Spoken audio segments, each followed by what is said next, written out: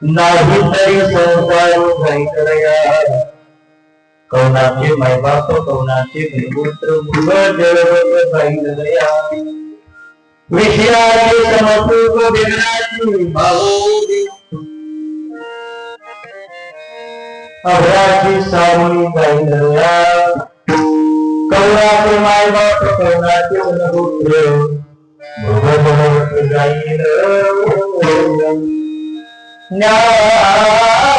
देव मनी पाहता स्वप्नीचे कैले धनया कौनाचे मायबाप कौनाचे धनपुत्र भगवत जाईल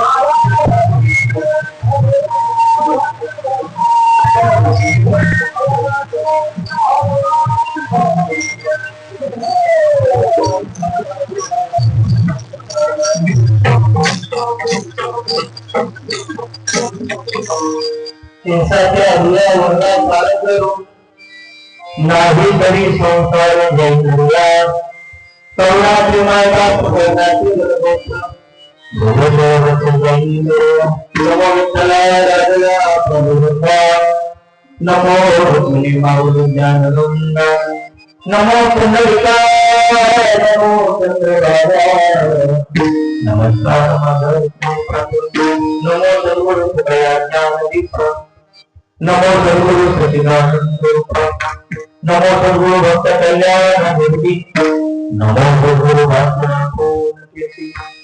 पलगमीचा गुण प्रत्यक्ष राही ज्ञानदेवी अखिल मूर्त्याने ब्रह्म भाव नमस्कार माझा तया ज्ञानदेव पांडुरंग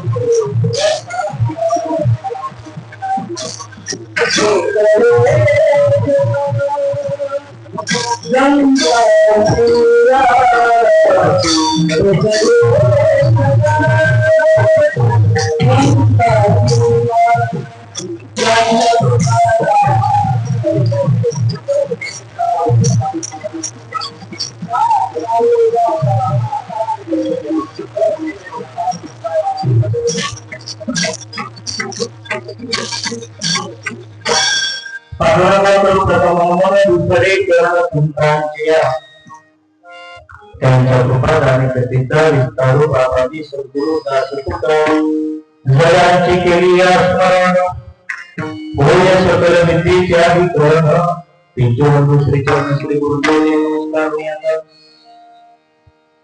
प्रस्तुत प्राप्त प्रसंगी कीर्तन रूपी सेवेसाठी घेतलेला आहोत. वारकरी संप्रदायाचा ज्यांनी पाया रचला ते वाढवून गेले. वारकरी संप्रदायाचा ज्यांनी पाया रचला थोडा बीज कमी करा. कैवल्य साम्राज्य चक्रवर्ती समाधीचे राजे योग्यांचे माऊली साधकांचे मायबाप ज्यांनी मंद बुद्धीचा असणारा रेडा त्याच्या मुखातून वेद बोलवला, ज्यांनी निर्जीव भिंत चालवली, सकल वारकरी संप्रदायाने ज्यांना माऊली म्हणून घोषित केलं, कैवल्य साम्राज्य चक्रवर्ती ज्ञानोबा यांचा 4 चरणाचा अभंग सेवेसाठी घेतला. सेवेला सुरुवात करण्यापूर्वी अल्पसा असा पर्याय देणं गरजेचा वाटतो. असा सालाबाद प्रमाणे चालू असणारा श्रीराम जन्म उत्सव निमित्तानं अखंड हरिनाम सप्ताह ग्रंथ ज्ञानेश्वर पारायण सोहळा वर्ष 33वे आणि या 33व्या वर्षातील आजच्या 3ऱ्या दिवसाची कीर्तन पुष्प सेवा ही माझ्यासारख्या एका पामराकडे आली हे मी माझं परम भाग्य समजतो. ज्यांच्या माध्यमातून ही सेवा माझ्यापर्यंत पोहोचली, थोडा आवाज कमी करा. ज्यांच्या माध्यमातून ही सेवा माझ्यापर्यंत पोहोचली ते या गावचा असणार रत्न, महाराष्ट्रातील एक ख्यातनाम कीर्तनकार हरिभक्त पारायण माझे परम मित्र चैतन्य महाराज पाडळे असतील. यांच्या माध्यमातून ही सेवा माझ्यापर्यंत पोहोचली. महाराजांचा मला फोन झाला. महाराज म्हटले, महाराज आमच्या गावचं पारायण गेल्या दिवशी सुरू होते, तुमचा कोणता दिवस घालायचा? त्यांना म्हटलं 10वा सोडून कुठलाही घाला. तरी सुद्धा त्यांनी 3रा घातलाय. चला 3रा तर 3ऱ्याला चालतंय मला कुठे. अशा निमित्तानं इथं असणारे सर्व गुरुजन मंडळी, पारायणाचे व्यासपीठ चालक हरिभक्त पारायण किशोर महाराज असतील, गायनाच्या साथीसाठी माझ्या माऊलीच्या गावातून आलेले ज्ञानोबाची ज्यांच्यावर कृपा आहे, ज्ञानोबाच्या कृषीमध्ये ज्यांचं बालपण गेलेलं आहे किंवा आजही ज्ञानोबाच्या संख्येमध्ये राहणारी ही मंडळी आहेत. हरिभक्त पारायण आमचे मोहन महाराज असतील, कृष्णा महाराज असतील, त्याचबरोबर मृदंगाच्या साथीसाठी हरिभक्त पारायण आमचे निखिल महाराज सनपाण्याचे. तुम्ही आमच्याच इथलेच आहे ना? सनपान कुठं आलं बघा. ही रत्न अशी दिसत नाही. तुम्ही कोणाकडे शिकता? वा, म्हणजे आम्ही गुरुबंधे ऋषी महाराज आणि ऋषी महाराज माझे जीवलग मित्र आहे.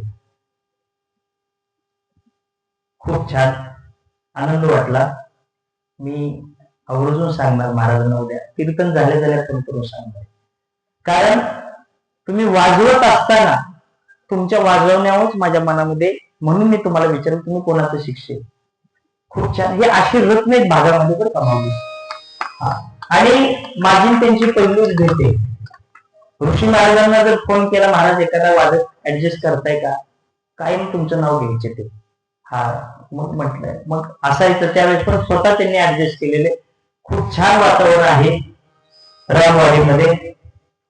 समस्त पारायण मंडळ, या मंदिराचे असणारे ट्रस्टी, सर्व आयोजक, संयोजक, ग्रामस्थ, महिला मंडळ, पुरुष मंडळ आल्याच्या नंतर तुमच्या लोकांचं प्रेम बघायला भेटलं. एक बाबा आमची वाट पाहत रस्त्यावरच उभे होते. महाराज कधी येतात? आल्या पहिला प्रश्न केला, महाराज जेवायचं. आता थोडंसं आज रविवार होता, माझ्या एका कामानिमित्तानं मला यायला उशीर झाला, त्यामुळे येतानाच जेवण वगैरे करून मी आलो.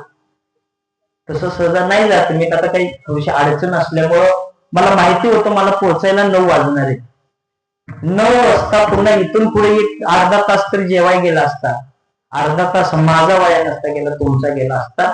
त्यामुळे मी विचार केला जातानाच जेवून जायचं. बरोबर 9ला मी 9ला 10 मिनिटं असताना मी इथं पोहोचलो. आतमध्ये गेलो ऑफिसमध्ये, तिथे सुद्धा 5-6 ग्रामस्थ आले. महाराज तुम्ही जेवलाय का? तुमच्यावर आलेले सगळं सहकारी जेवले का? हे प्रेम पाहायला भेटलं. याच्यातच कळतं की परमार्थाची आवड तुम्हाला किती.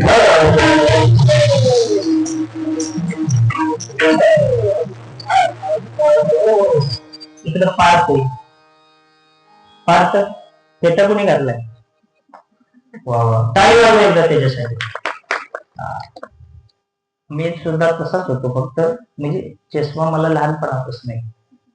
तुझा चष्मा मला लय आवडलाय. आपल्या गावातील असणारे लय लांब उभं राहिले ते माझ्यापाशी. मला जर औचित तुम्ही ना पुढे सरा बाळा, सरा पुढे अजून असे चोपदार कसा चोपदारासाठी जोरदार टाळी वाजवा. असा तरुण चोपदार पाहिजे, घाबरायचं नाही. कळलं? तुमच्या हातात ही सत्ता आहे, कळलं का?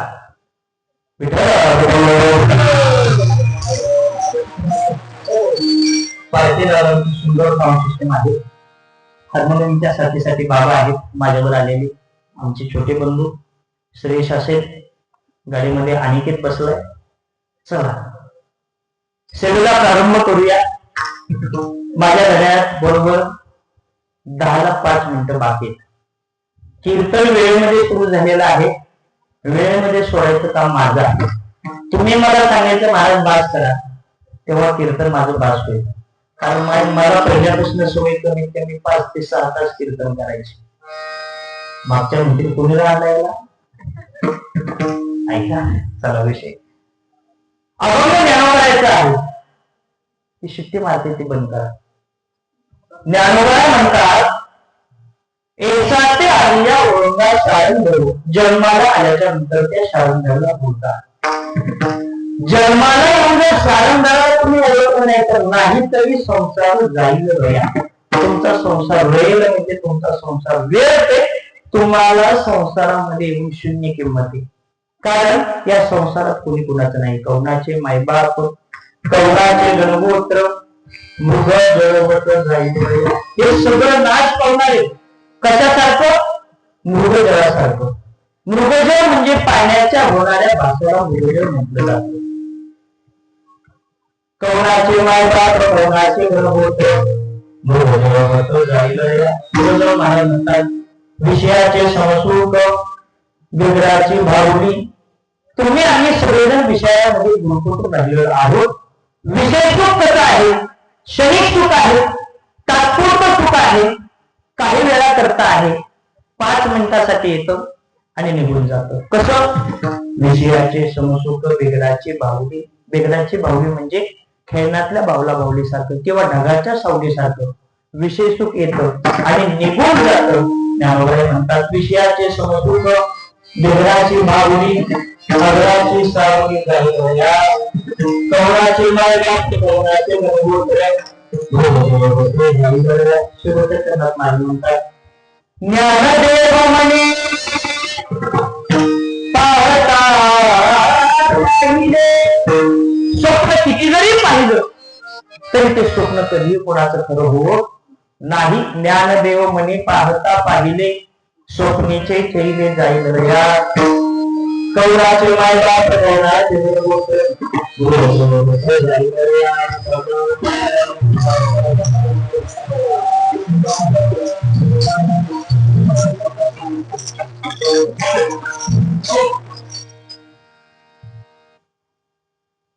अभंग ज्ञानोबाचा आहे.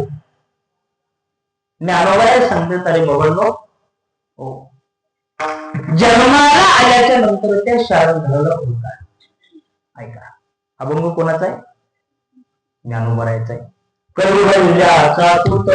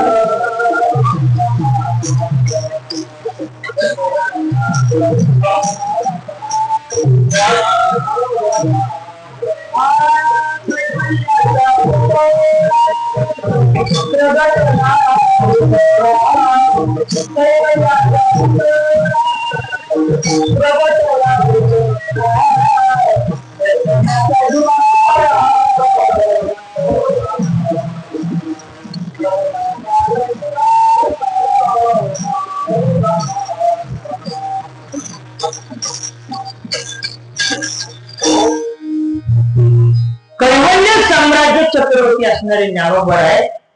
तुम्हा आम्हाला उपदेश करता तरी बाबा जन्माला आल्याच्या नंतर त्या शारंगला शारंग नेमका आहे तरी कोण? ज्ञानोबा कोणत्या शारंगला ओळखता असं म्हणत आहे. शारंगर कळल्याशिवाय आपल्याला त्याला ओळखता येणार. पहिल्यांदा शारंगर सांगतो. रामवाडी सुखी जीवन आलाय. लक्ष माझ्याकडे जरा पुढे सरका. इथं जागा जरा पुढे महिला मंडळ पुरुष मंडळ थोडेसे पुढे सारा. बॉक्स पशी या जरा पुढे सारा. विठ्ठल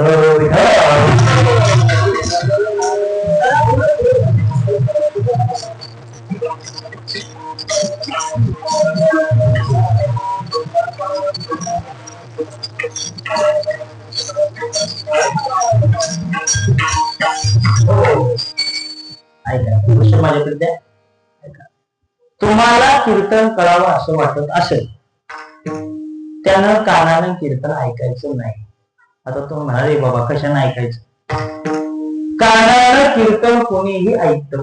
बघा कानानं कीर्तन कोणीही ऐकत. ज्याला कीर्तन करावं असं वाटत असेल त्यानं डोळ्यानं कीर्तन ऐका. कीर्तन तुमच्या डोळ्यामध्ये गेल्याशिवाय डोळ्याचे कान करा. कानानं कोणी आता आपल्या आजूबाजूला कितीतरी जनावर ती पण ऐकतात ना कीर्तन, पण त्यांचं मन इथं नाही. लक्षात ठेवा. तुम्ही इकडे लक्ष द्या.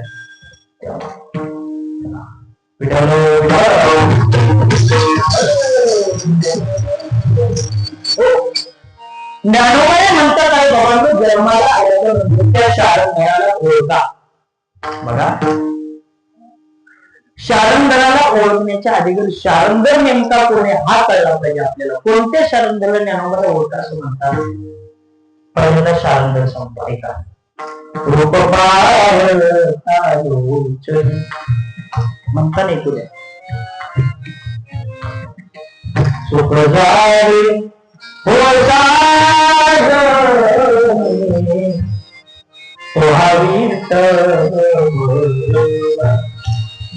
सुंदर ते झालं विठेवरी कथा होरी ते होया तुळशी हार गळा कास पितांबर तुळशी हार गळा कास पितांबर आवडीने नंतर राजकुमार मदनाचा पुतळा रवी शशिकळा लोकलीला रवी शशिकळा लोकलीया रवी शशिकळा लोकलीया.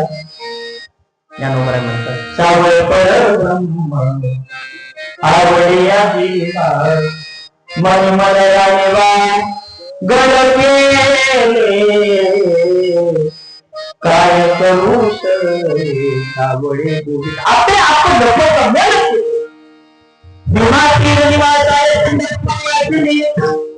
पांडुरंगा प्रकारचा विठ्ठलाय नमस्ते. ज्ञानोबा म्हणतात आहे बाबांनो जन्माला आल्याच्या नंतर शारंग, जन्माला आल्याच्या नंतर श्री पांडुरंग, जन्माला आल्याच्या नंतर श्री विठ्ठलाला ओळखा. शारंग म्हणजेच पांडुरंग, शारंग म्हणजेच विठ्ठल. त्या भगवंताची अनंत नावं आहेत. आपण प्रार्थना म्हणतो श्री अनंता मधुसूदना पद्मनाभा नारायणा जगव्यापका जनार्दना अनन्य जना अविनाशा. त्या भगवंताची कितीतरी नावं आहेत आणि अशा नावामध्ये शारंगर नाव हे त्या भगवान परमात्म्याचं आहे. ज्ञानोबा म्हणतात अरे बाबांनो जन्माला आल्याच्या नंतर त्या शारंगराला, जन्माला आल्याच्या नंतर त्या विठ्ठलाला, जन्माला आल्याच्या नंतर त्या पांडुरंगाला प्रमाण भरपूर आहे. खरं म्हटलं तर सुंदर असणारा नरदेह दिलाय कशासाठी? प्रमाणे देवे दिला देह भजना म्हणतात. तो या झाला पाटा इंद्रिय हातपाय कान डोळे मुख डोळाया वचन जेणे तू जोडशी नारायण नासे जीव पुन्हा. माझ्याकडे प्रमाण भरपूर आहे. सुंदर असणारा नरदेह भगवंताने दिलाय कशासाठी? मानव देह श्री राम ने तुमसे दिया खाया पिया सुख से सोया ना जमाना खोया खाया पिया सुख से सोया ना जमाना खोया ओ भज मन नारायण ओ भज मन नारायण ओ भज मन नारायण ओ भज मन नारायण ओ सुंदर असणारा नरदेह देवाने दिलाय त्याच्यासाठी तोया झाला फाटा बालिकेचा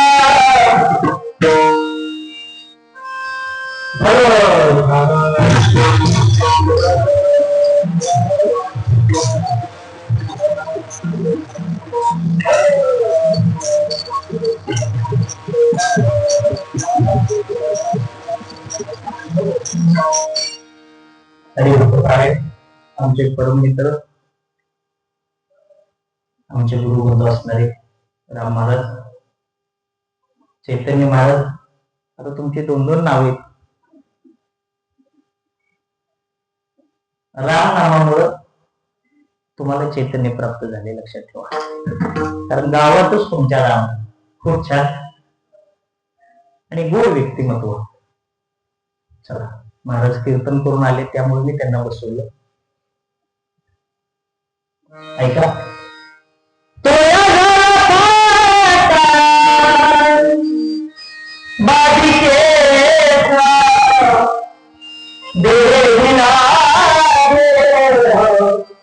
भजना गोमटा सुंदर असणाऱ्या देह देवाने त्याच्या भजनासाठी दिलाय त्या देहाचा आराधना वापर करू नका या देहामध्ये आल्याच्या नंतर काय करा देवाचं भजन करा देवाचं नामस्मरण करा ऐका ते केल्याच्या नंतर काय होतं याच्या चिंतने करतील दोषी देवानं आपल्याला हा नरदेह फुकट दिलेला आहे पण अजून आपल्याला त्याची किंमत कळली नाही अंधाऱ्याच्या हातामध्ये कावळा सापडला तसा मानव देह आपल्याला प्राप्त झालेला आहे म्हणून या देहामध्ये आल्याच्या नंतर या देहाचा अनाथही वापर करू नका राम नाम की लूट सके तो लूट ले राम नाम की पाचे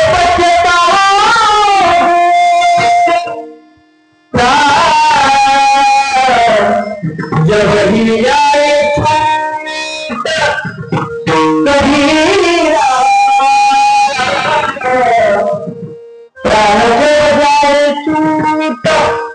एवढा त्याचा बुलावा आला ऐका मग हे सगळं करता येणार नाही म्हणून दिलेला नरदेह देवानं फुकट दिला ऐका त्या देहाचा अनाथही वापर करू नका या देहामध्ये आल्याच्या नंतर काय केलं पाहिजे देवाचं भजन केलं पाहिजे देवाचं नामस्मरण केलं पाहिजे देवाला ओळखण्याचा प्रयत्न केला पाहिजे आपण करतो का आपण करतो का आपण करतो का होय रामवाडी करतो नाही हो बघा तुम्ही क्या किया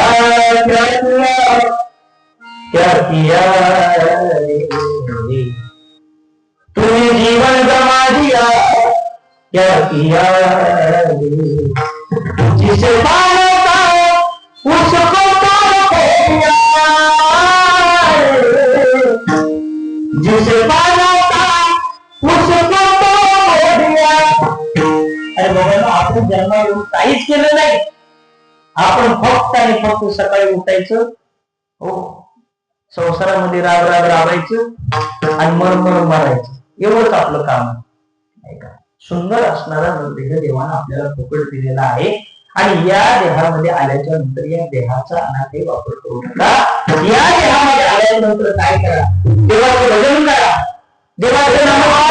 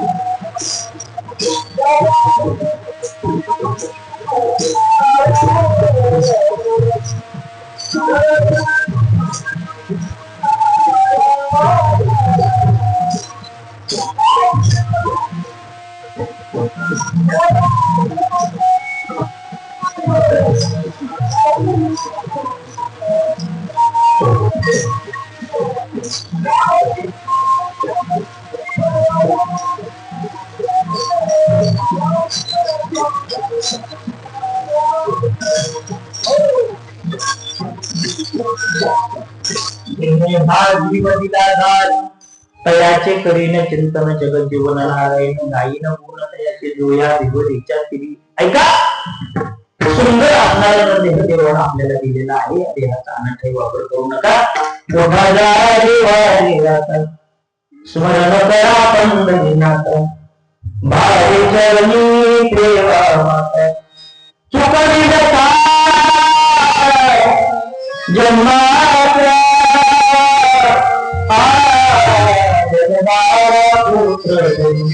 नामदेव हा अभंगामध्ये गोळा वर्णन केले. हो, धनदारा पुत्र जन्म बंधू सोयरे किशोर सर्व मिथ्या हे जाण शरण रिगा देवासे. तरी सुद्धा भोजन करत का? माया विघ्ने ब्रह्मला करे म्हणता मी माझे घरी येतो संपत्तीचे वारे साचू काय जाईल. तरी सुद्धा करतो का? आयुष्य जात आहे पहा काळ जपत असे महा स्वहिताचा घोर वाहा ज्ञानी राहते. मग याला पर्याय एकच आहे, संत चरणी भाव धरा क्षणोक्षणा नाम स्मरा मुक्ती सायुज्यता त्याची करावा बापन. विष्णुदास नामा गुणवता भवकामा दयातरी प्रेमा नटुकाने माई भक्ती. अरे बाबा जागता जगदेव राजाचा जगजोगी जगजोगी तुम्हाला जाग झाले पाहिजे. आणि काय केलं पाहिजे? त्या देवाचं भजन केलं पाहिजे, त्या देवाचं चिंतन केलं पाहिजे.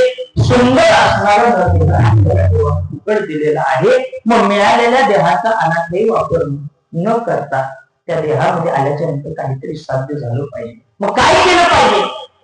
त्या देवाचं भजन केलं पाहिजे. 24 तासातील 5 मिनिटं त्या देवाला दिले ना. ऐका, 24 तासातील 5 मिनिटं त्या देवाला दिले ना, देव काय करतो माहिती? 23 तास 55 मिनिट तुमच्या ऍक्शन होतो. पण 5 मिनिटं का होईना तुमच्या 24 तासातील त्या देवाला देणं. पण आपण देत नाही.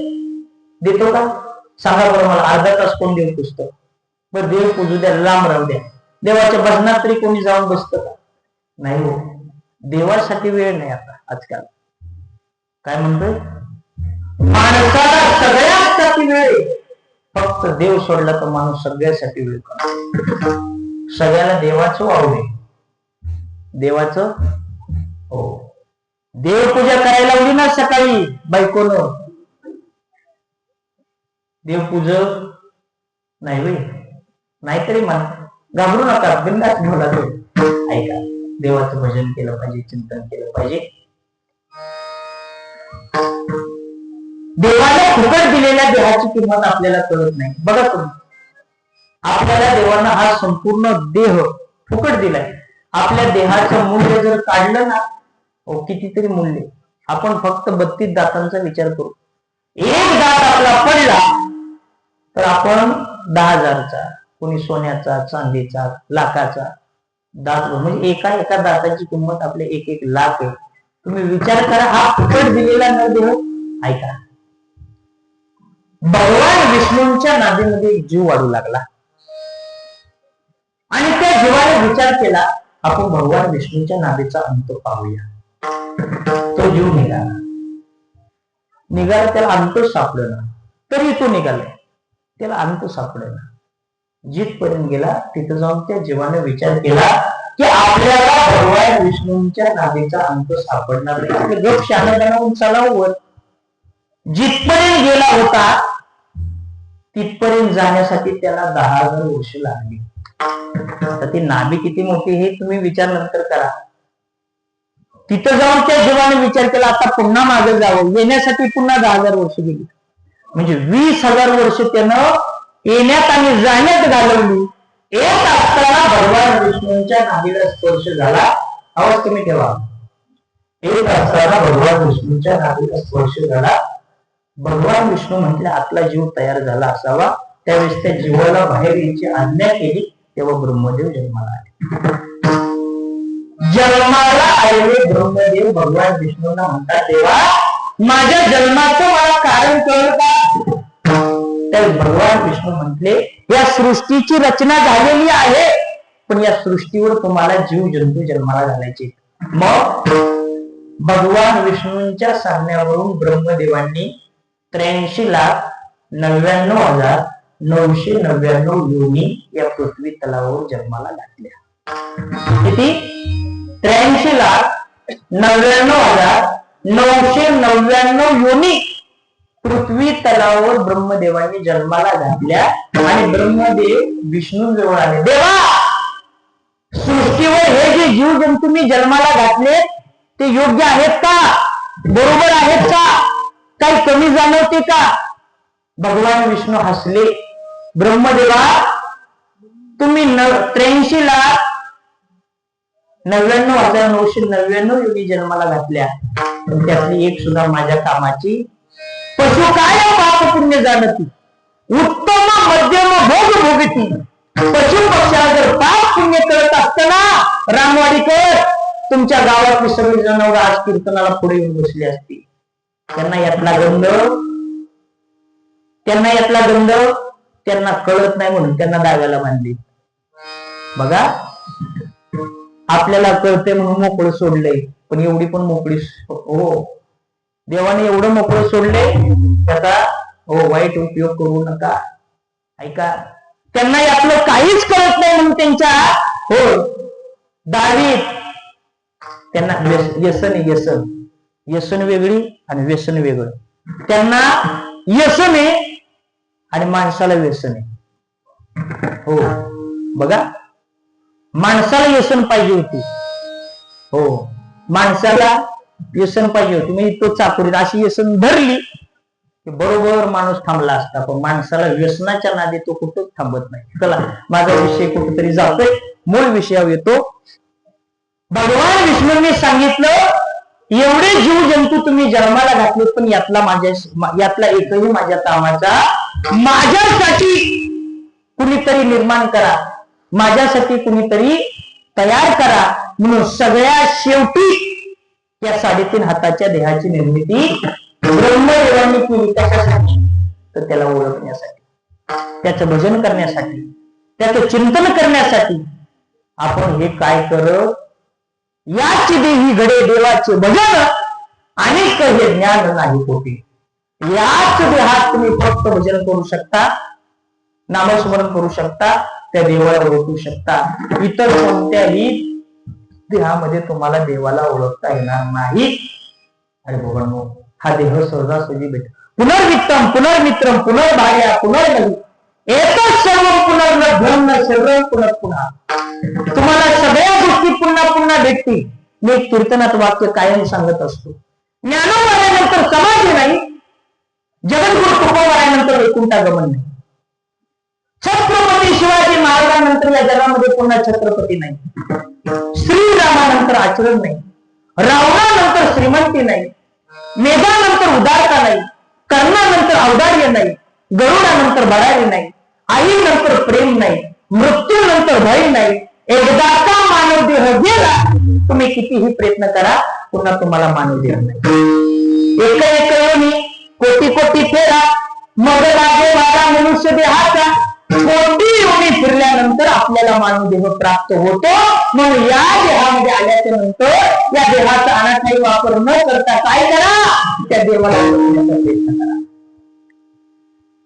निवृत्ती, ज्ञानदेव, सोपान, मुक्ताबाई, चांदोला, शेख मोहम्मद, गोरा कुंभार, सवतामाई, नळाई सोनार, सेनाबाई, जनाबाई, मीराबाई, बहिणाबाई, सखूबाई, एकनाथ महाराज, तुकोबराय, नामदेवराय, निरोबराय. माझ्या संतांनी काय केलं जीवनात? काही केलं नाही. फक्त त्याचं भजन केलं आणि त्याला ओळखण्याचा प्रयत्न केला. त्या देवाला ओळखणं खूप सोपं आहे. फक्त आजपर्यंत आपण त्या देवाला ओळखण्याचा प्रयत्न केला का? केला नाही. 16.5 वर्षाची मुलगी, बापाची ओळख नाही. संपूर्ण गाव त्या मुलीला वेशीची मुलगी, वेशीची मुलगी म्हणून नाव ठेवायचं. तिला ते ऐकताना जर वाटू लागलं, संपूर्ण गाव मला वेशीची मुलगी म्हणून नाव ठेवतोय, हे ऐकण्यापेक्षा आता मी जाऊन जीवन देते म्हणून जंगलामध्ये आली. आता जीव देणार. एवढ्यात त्या 16.5 वर्षाच्या मुलीच्या कानावर देवाचं भजन आलं.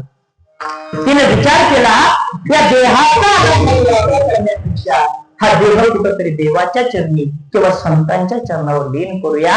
16.5 वर्षाची मुलगी चालत चालत अलंकापुरात येते. अलंकापूर म्हणजे आत्ताची आळंदी. बघा तुम्ही, नांदाई गेलेली मुलगी ज्यावेळेस आपल्या माहेरामध्ये येते आणि माहेरचा दरवाजा दिसल्याबरोबर पळत पळत जाते, कडकडून आईला मिठी मारते, तसं 16.5 वर्षाच्या मुलीनं महाराजाची ज्ञानोबाची समाधी पाहिली. पळत पळत गेली, ज्ञानोबाच्या समाधीला मिठी मारली, हंबरडा फोडला. ज्ञानोबाने विचारले, हे बाळा, अरे काय रडते? कोण तू? त्यावेळी सांगितलं, मंगळवेढ्यामध्ये श्यामा नावाची वेश्या आहे, त्या वेशीची मुलगी मी कानोपात्र आहे. संपूर्ण गावाला वेशीची मुलगी, वेशीची मुलगी म्हणून नाव ठेवत होता. ऐकताना जड वाटू लागलं म्हणून जीव द्यायला गेले होते. कानावर देवाचं भजन आलं म्हणून माऊली इथपर्यंत पोहोचले. तुम्ही जगाची माय, ज्ञानाबाई माझी अनाथाची माय, पुढं एका जनार्दनी वंदी त्याचे. ज्ञानोबाई जगाची माया. तुम्ही आमची आई आहात, माय आहात. तुमच्या लेकीचं गाराण तेवढं पदरामध्ये घ्या. ज्ञानोबाई, याच्यातून आता तुम्हीच पर्याय काढू शकता.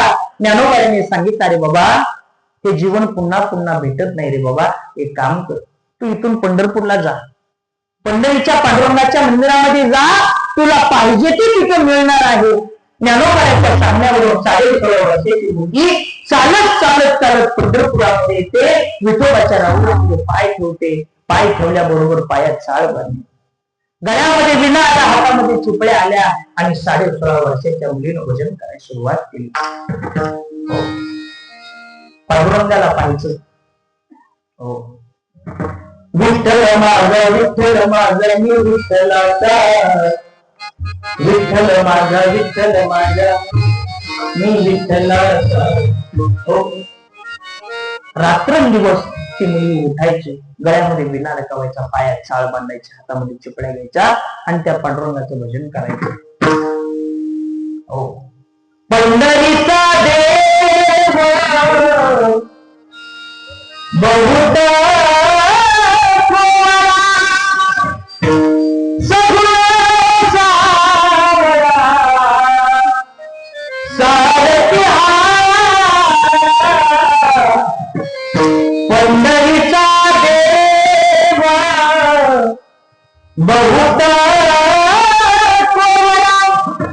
रोज उठायची, भजन करायची, नामस्मरण करायची, येणार जाणारी वारकरी पाहिजे.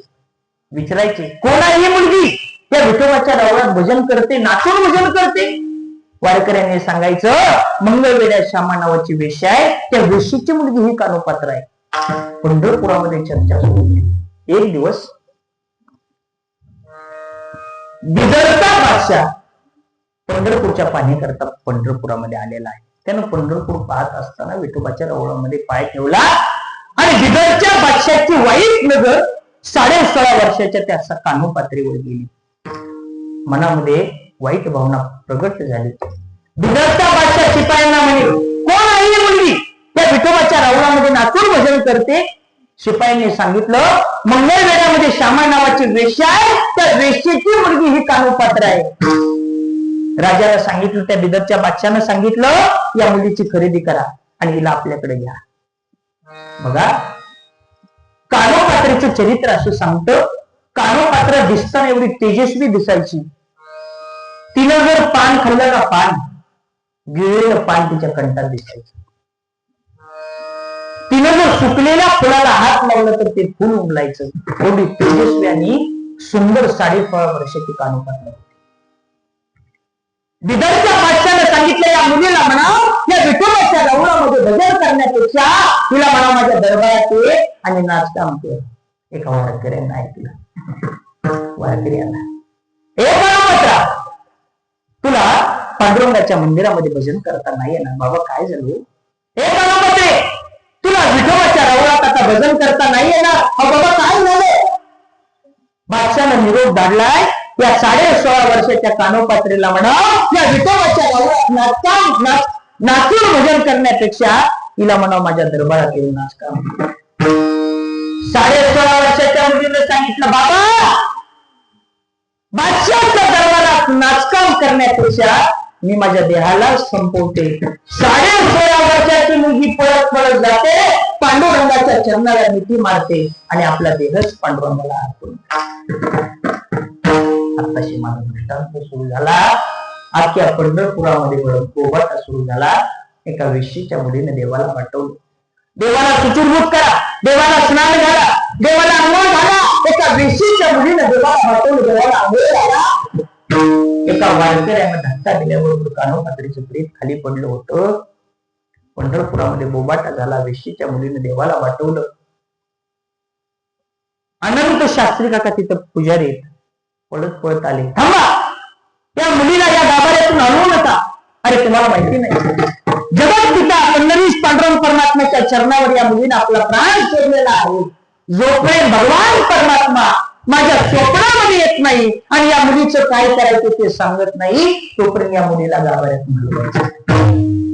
त्या गाभाऱ्यामध्ये 16.5 वर्षाच्या मुलीचं प्रेत आणि अनंत शास्त्री काका झोपलेले. तुझं सांगत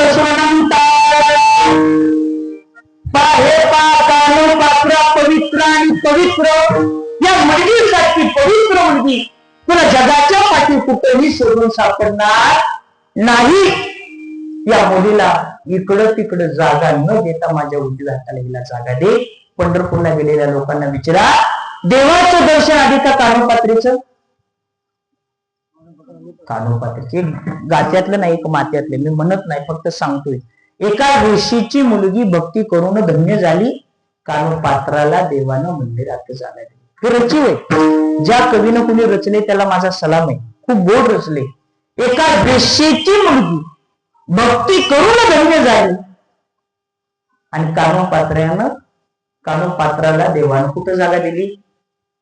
कुठं जागा दिली? मंदिरात.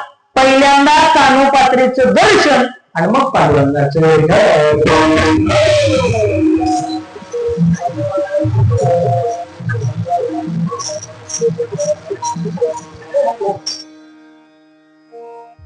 साडेसोळा वर्षाच्या मुलीमध्ये हा देवाला ओळखलं.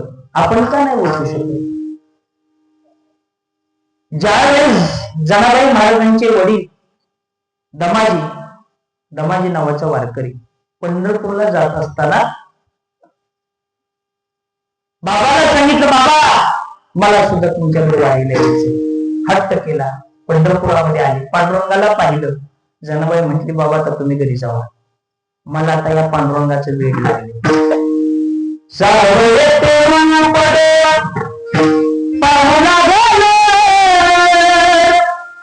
विठ्ठलाच्या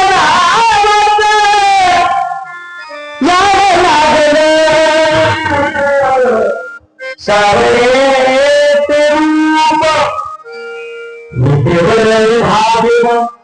कटेवर कर तुळशी कासे पीतांबर सावळे ते मला या पांडुरंगा आणि एक गोष्ट सांगू का? ज्या दिवशी देवासाठी वेळ व्हाल त्या दिवशी देव भेटतो. ज्या दिवशी देवासाठी वेळ व्हाल त्या दिवशी तुम्हाला देव भेटल्याशिवाय राहणार नाही. जनाबाई महाराजांना देवाचे वेळ लागलं. त्या दिवसापासून पंढरपुरामध्ये नामदेवरायाच्या संस्थेमध्ये वास्तव्य केलं. बघता बघता एक दिवस पांडुरंगाला हात मारले. देवा सगळ्यांच्याकडे जातोस कधीतरी माझ्या घरी एकदा फक्त विनवणी केली. भगवान परमात्मा वीट सोडली. आणि जनाबाई महाराजांच्या घरी येऊन जनाबाई महाराजांची सगळी कामं करू लागला.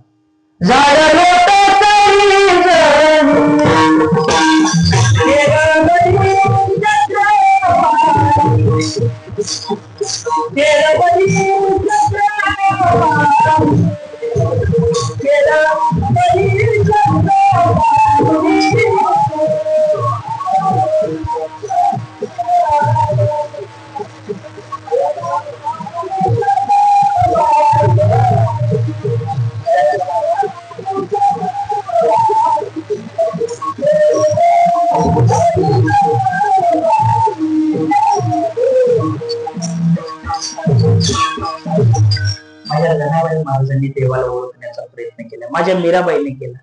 विष का प्यारा राजा भेजा पीवत पीवत निराशी रे लोग कहे मीरा बाप कही फुलनाशी रे. माझ्या मीराबाईनं 4 महिन्यात देवाला आपलंस केलं होतं. चातुर्मासासाठी एक साधक राजस्थान मध्ये मेवाड नावाच्या प्रांतामध्ये आलेला आहे. त्या साधकानं सांगितलं,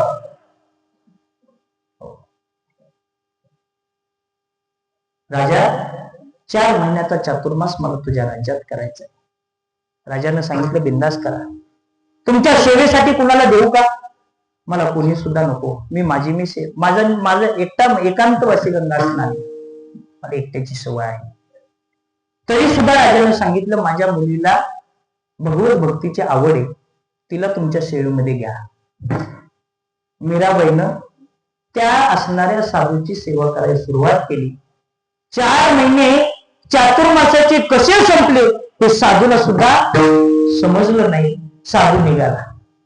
जाता जाता राजाला सांगितलं, तुझ्या मुलीची मला भेट घ्यायची. ए मीरा,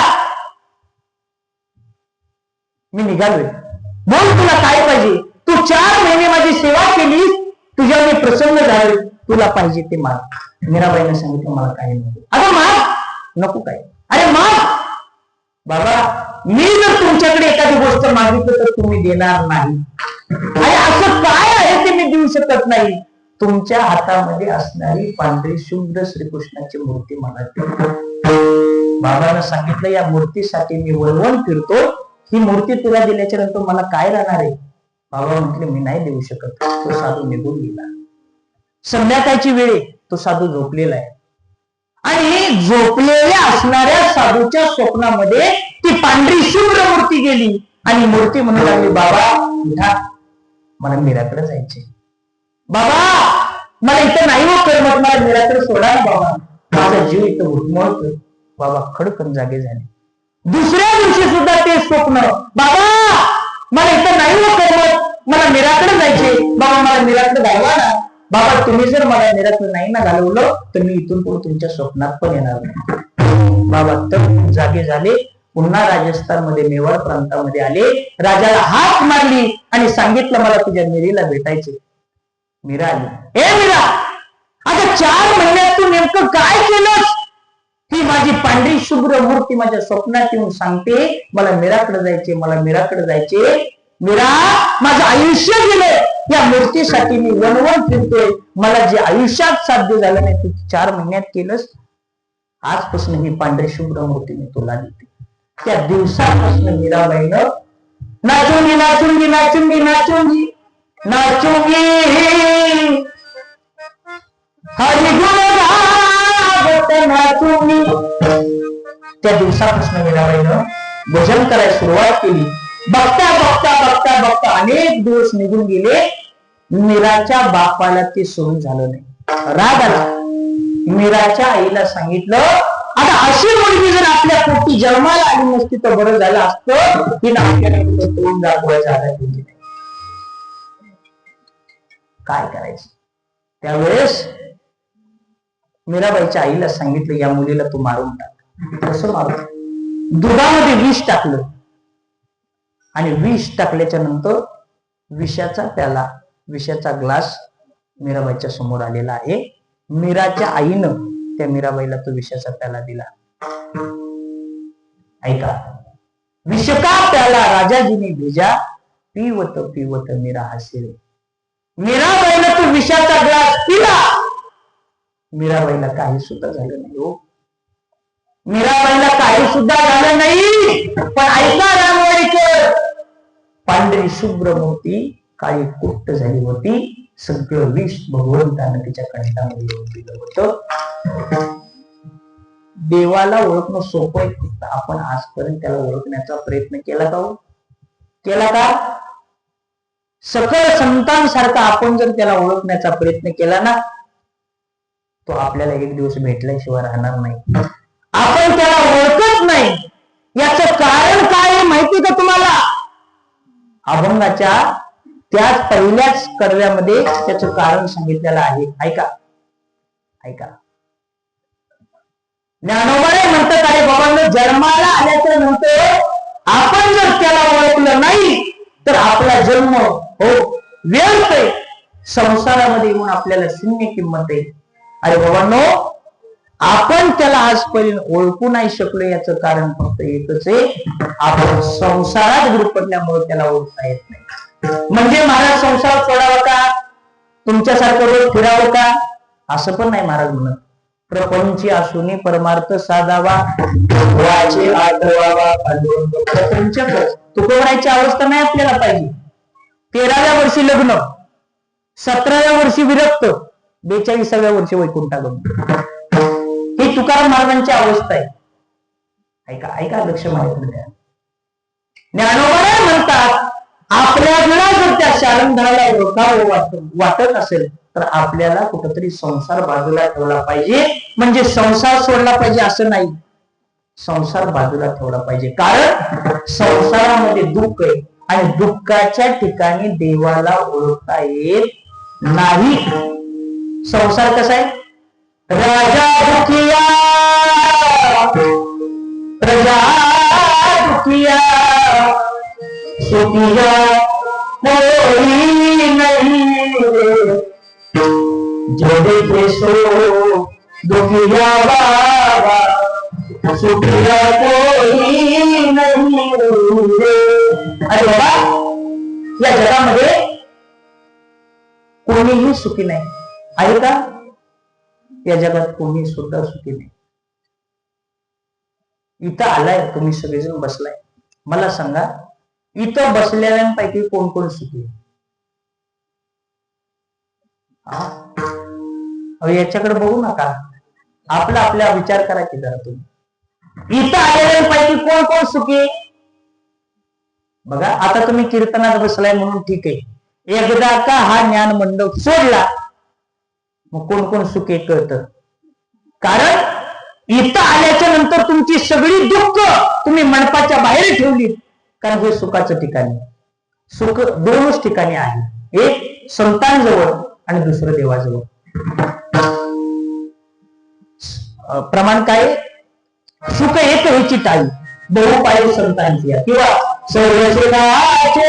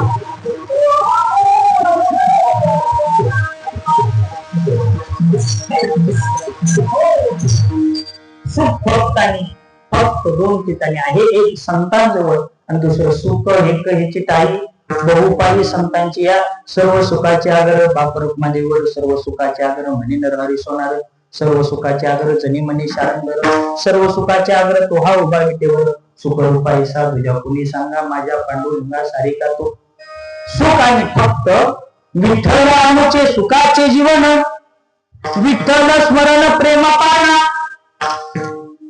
त्याच्या व्यतिरिक्त तुम्हाला सुख कुठेही संसारात सुखाची अपेक्षाच करू नका.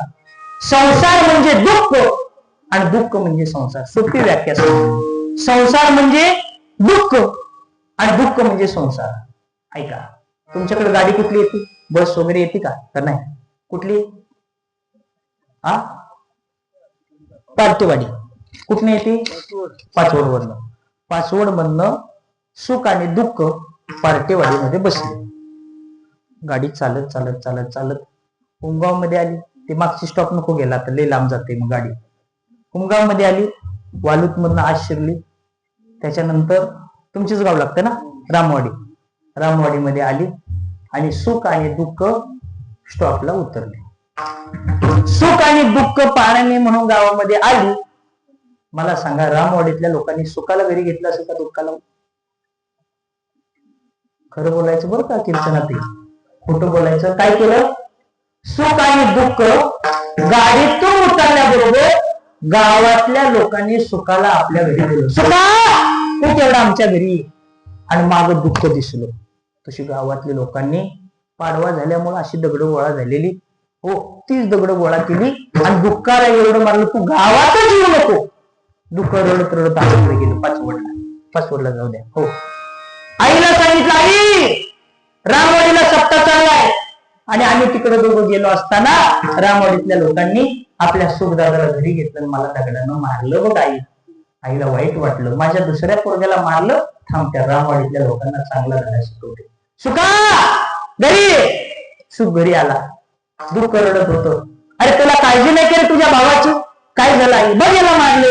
बरं असू दे, इकडे तू तुझे कपडे काढ. सुखा तू तुझे कपडे काढ. दुःखात तू पण तुझे कपडे काढ. सुखाला सांगितलं तू दुःखाचे कपडे घाल आणि दुःखाला सांगितलं तू सुखाचे कपडे घाल. आईनं पुन्हा पाचवड बनलं. हो, पार्टेवाडी गाडीत बसवलं. उमगाव पशी आले, वालूत पशी आले. रामवाडीमध्ये सुख आणि दुःख उतरले. आणि आता सुख आणि दुःख घरात आल्याच्या नंतर तुम्ही घरात कोणाला घेतले? अहो, सुख म्हणून तुम्ही दुःखाला घरात घेतलं आणि दुःख म्हणून सुखाला बाहेर ठेवलं. ही संसाराची व्याख्या आहे.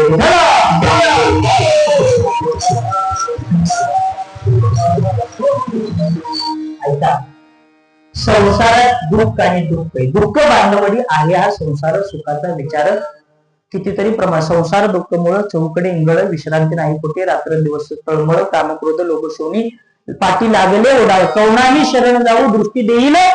संसारामध्ये सुख अजिबात नाही. संसारात केवळ दुःख आहे आणि दुःखाच्या ठिकाणी देवाला ओळखता येत नाही. म्हणून संसार कसा आहे? फलकट आहे. फलकट तो संसार. येते फलकट माहितीये का? भुईमुगाच्या शेंगा आहेत तुमच्याकडे? अहो नाही हो, नेणार कोणाला नाही नेत आम्ही. तुम्ही दिल्या तरी नाही नेणार मी. पण बोला जरा, भुईमुगाच्या शेंगा आहेत का तुमच्या गावात? घाबरतात लोक बर का. तुम्हाला वाटते का नेहमी दुर्मिळ गोष्ट आहे का? बरोबर. बरं मला सांगा, भुईमुगाची शेंग फोडायची, फुलकट खायचं आणि बी टाकायची आहे का नाही? बरं असंच असते का? नाही ना. भुईमुगाची शेंग फोडली, आतली बी खाल्ली आणि फुलकट, कारण ते काही सुद्धा कामाचं नाही. जशी भुईमुगाची शेंग खाल्ली तशी आपण खारीक खाऊया. काय करायचं?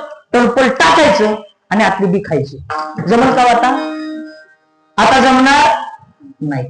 आता बघा, आता या महिन्यापासून एक सीझन सुरू झाला आंब्याचा. जशी भुईमुगाची शेंग खाल्ली, जशी खारीक खाल्ली तसा आंबा खायचा, आतली बी खायची, वरची टरपल खायचं आणि मधला गाभा टाकून द्यायचा. आता जमणार आहे का? आता जमणार. आता वरचं टरपल सुद्धा काही कामाचं नाही, आतली बी सुद्धा काही कामाची नाही. आता आपला जिल्हा सातारा आहे. साताऱ्यामध्ये प्रसिद्ध काय? कंदी पेढा. मग पेढा खाताना काय टाकायचं आणि काय खायचं? हा, पेढा खाताना काय टाकायचं आणि काय खायचं? अक्का खायचा, बरोबर. आता ऐका, हे संपूर्ण जग आचार आहे, त्या पेढ्यासारखा फक्त एकटा भगवंत सारे. लक्षात ठेवा, हे सगळं आचार आहे, फलकट तो संसार, येथे सार भगवंत, फक्त भगवंत इथे एकटा सारे. मला एवढं सांगते, संसारामध्ये सुख अजिबात नाही, संसारामध्ये दुःख आहे. किती जरी सांगितलं 11 वाजल्या तरी अजून संसार चाललाय, संसारातनं बाहेर येत नाही तरी 11 वाजल्या. हेच संसार आहे. संसार सांगायला सुरुवात केल्यापासून अजून संसार संपला नाही. त्यामुळे ज्ञानोबा म्हणतात, त्या संसारामध्ये गुरफटू नका, संसारातनं बाहेर या आणि त्या देवाला ओळखण्याचा प्रयत्न करा. आपण पहिलेच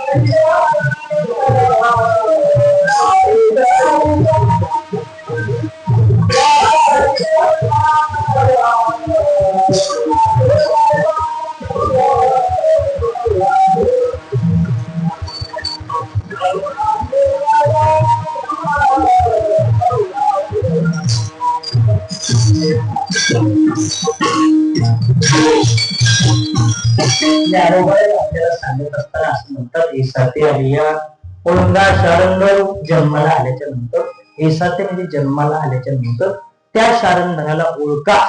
जर का जन्माला येऊन तुम्ही त्या शारंगाला ओळखलं नाही तर तुमचा संसार वेळेला जाणार.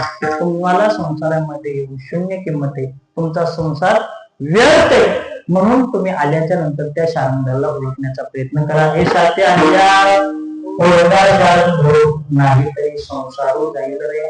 हो, संसार हा कसा आहे, मी मगाशी सांगितलं, संसार हा दुःखमय आहे. असो, ज्ञानोबा म्हणतात, या संसारात कोणी कोणाचं नाही. कवनाचे मायबाप, कवनाचे वनगोत्र सगळे भोग जाण्यासारखं नाश पावणार आहे. हो,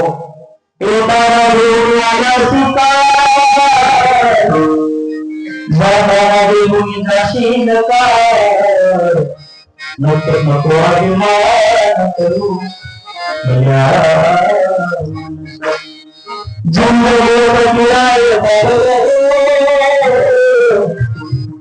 एक नाही जिंदगी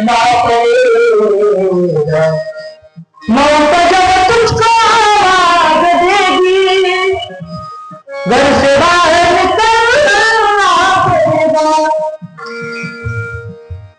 अरे बाबा, एकदा का त्याचा बुलावा आला मग तिथं सुट्टी कोणाला नाही. हो, येताना एकटा आले, जाताना सुद्धा आपल्याला एकटं जावं लागणार आहे. या जगामध्ये कोणी कोणाचं नसतं, सगळे साधल्याचे सोबते. इष्ट मित्र स्वजन सखे हे सुखाचे मांडणी. हो, मित्र परिवार स्मशानापर्यंत, पत्नी दरवाजापर्यंत, तिथून पुढचा संपूर्ण प्रवास आपल्याला एकट्याला करावा लागणार आहे. या जगात कोणी कोणाचं नाही. हो, बहिणी का नाही, बहिणी एक भाऊबीज चुकली ना, होय होय, यंदा तुझा दादा राखी पौर्णिमेला नाही आला, बहिणीनं म्हणायचं, तो आता माणसात राहिलाय होय, त्याला पण बाळ येतोय. कोण म्हणतंय? सख्खी बहीण, माझ्या पदरची सांगत नाही. जो चाले मोठा धंदा तोही बहीण म्हणे दादा. जो प्रेम भाऊ बहिणीच्या गरजा पूर्ण करते तो प्रेम बहिणीनं म्हणावं, माझा दादा असा, माझ्या दादाचा एवढा वाडा, एवढ्या माड्या, एवढ्या गाड्या. आता हे बहिणीनंच करावं, आपल्याला जमणार नाही ते वर्णन. या जगामध्ये कुणी कुणाचं नाही, सगळे साधल्याचे सोबते. येताना एकटा आलोय, जाताना सुद्धा आपल्याला एकटं जावं लागणार. हो, या जगात कोणी कोण वाल्या कोळ्याला विचारा, हो, एकही त्याच्या पापात सामील झालं नाही, वाटेकरी झालं नाही. शेवटी नारद ऋषींच्या संगतीमध्ये जाऊन त्याला त्याच्या जीवनाचा उद्धार करावा लागला. या जगात कुणी कुणाचं नसतंय, सगळे साधल्याचे सोपते. म्हणून सांगतोय, हो, नाही रे नाही कुणाचे तुम्ही, बहीण कुणाचे भाऊ कुणाचा, कोण कुणाचे सखे सोयरे, मेल्या मागे सर्व राहिले तुटतील जागे प्राण्या मायेचा बाजार. हे सगळा मायेचा बाजार आहे. पुराणामध्ये कथा आलेली आहे. उज्जैनचा राजा भृतहरी, उज्जैनचा राजा भृतहरी दोन प्रकारे त्याचा उल्लेख आहे. ऐका, त्याच्या पिंगला राणीवर जीवापाड प्रेम होतं. त्याला असं वाटायचं की माझ्या राणीनं कधी मरू नये. राणीवर जीवापाड प्रेम करायचं. एक दिवस साधू महात्मा त्या उज्जैन तीर्थक्षेत्रावर आलेला आहे. त्यानं ते राज्य पाहिलं. एकही माणूस त्याला दुःखी दिसला नाही. त्या साधू महात्म्याने विचार केला, ज्या अर्थी या राज्यामध्ये एकही माणूस दुःखी नाही, त्या अर्थी या राज्याचा राजा दानशूर आणि पुण्यवान असला पाहिजे. अशा राजाला आपण अमर करूया. आपल्या साधनेच्या बळावर त्याला अमर करूया. म्हणून राजाच्या भेटीसाठी तो साधू महात्मा आला. हे राजा, तुझं संपूर्ण राज्य मी पाहिलं, पण या राज्यामध्ये कोणीही दुःखी नाही. तुझ्यासारखा प्रजेची सेवा करणारा, तुझ्यासारखा प्रजेची काळजी करणारा दानशूर राजा प्रजेची सेवा करण्यासाठी पाहिजे. माझ्या योग सामर्थ्यावर हे अमर व्हायचे फळ तयार केले. हे फळ तू खा, तू अमर व्हायचे. राजा ते फळ घेतो, साधू महात्म्याचं दर्शन घेतो. साधू महात्मा निघून गेला. राजा ते फळ खाला, एवढ्यात त्याला त्याची पिंगला राणी आठवली. त्याने विचार केला, हे जर फळ आपण खाल्लं तर आपली राणी आपल्या समोर मारणार आणि आपण जिवंत राहणार. त्यापेक्षा हे फळच राणीला देऊया. राणी प्रेम होत, आला राणीच्या मनात. राणी साहेब, हे अमरचं फळ, हे खाल्ल्यानंतर तुम्ही अमर व्हाल आणि प्रजेची अमर झाल्याच्या नंतर मला त्याच्यामध्ये आनंद आहे, कारण माझं तुमच्यावर जीवापाड प्रेम आहे. राणीने ते फळ घेतलं. राजे जायची वाट पाहिली. राजा गेला. राणीनं मागचा दरवाजा गाठला. कारण राणीचं प्रेम राजावर नव्हतं. राज्यामध्ये घोड्याची सेवा करणारा, घोड्याची खरारा काढणारा एका सेवका होता. ती त्याला बघत बघत गेली. कोपऱ्यामध्ये त्याचं काम चाललेलं. त्याला हाक मारली, हे अमरवयचं फळ आहे, हे फळ तू खा, खाल्ल्यानंतर तू अमर होशील. बघा, त्यानं ते फळ घेतलं. काय आता ह्या राणीच्या नादी लागून उपयोग आहे. हो, राणी गेली. हे जर प्रेम राणी नव्हतं. राज्यामध्ये भांडी घासणारे एका दासी, कोपऱ्यामध्ये हिचा भांडी घासायचा कार्यक्रम चाललेला आणि भांडी घासत असताना त्याने हिला हाक मारली, हाक मारली आणि ती आली. काय या येड्याच्या नादी लागून उपयोग आहे. आपला काम धंदा सोडलाय ना आपण इथपर्यंत आलो. ए बोल, मला काम आहे, काय पाहिजे तुला?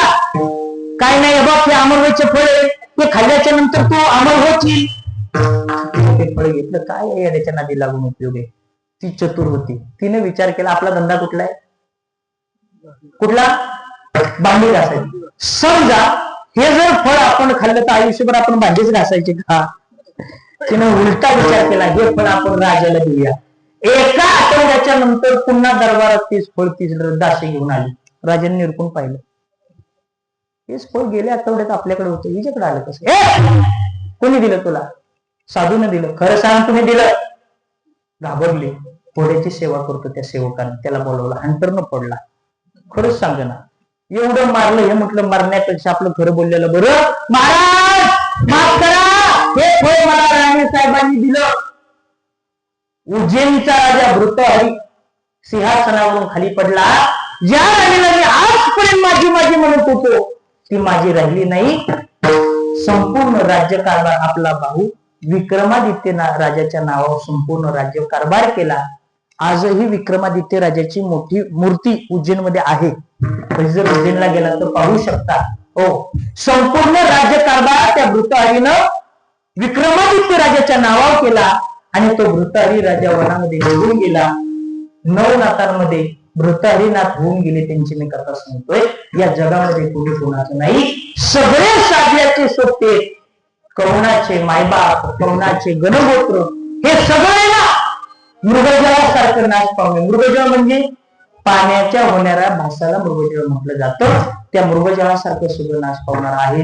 एसाच्या या वर्गाशाळेमध्ये नाही तरी संसार या सौनाचे माय बाप सौनाचे गोत्र मृगजळ होत जायला रघुराई.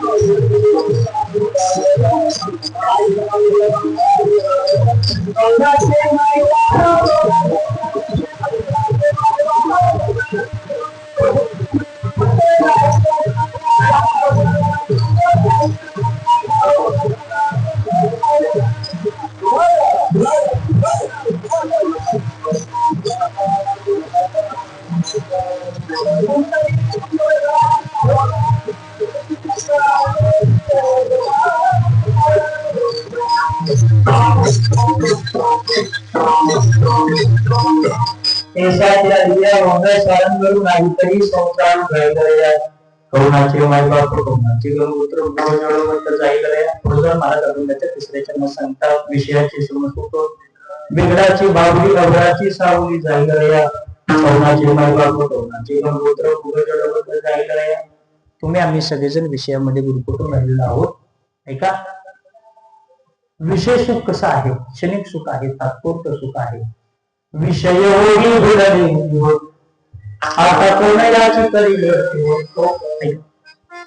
तुम्ही आम्ही सगळे विषयामध्ये गुरुकुटून राहिले. विषय सुख कसं आहे? क्षणिक सुख आहे, तात्पुरतं सुख आहे. विषय सुख सांगू का? हो का? आता विषय सुख सांगायचं असेल तर मला एखादा दृष्टांत एकदम खाली जाऊन सांगितला पाहिजे. तुम्हाला मी मगाशी सांगितले, कानानं कीर्तन ऐकायचं. कीर्तन कशाला ऐकायचं? डोळ्यानं. त्यामुळे जरा ऐकताना मला विषय सुख सांगायचे.